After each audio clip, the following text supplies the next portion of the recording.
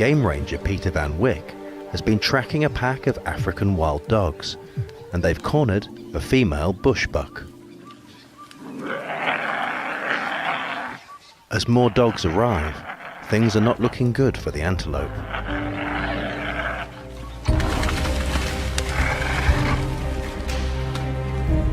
Mother, if you start crying. Initially rescued by the hippo's unlikely intervention, now the antelope is stuck in the mud and the dogs return.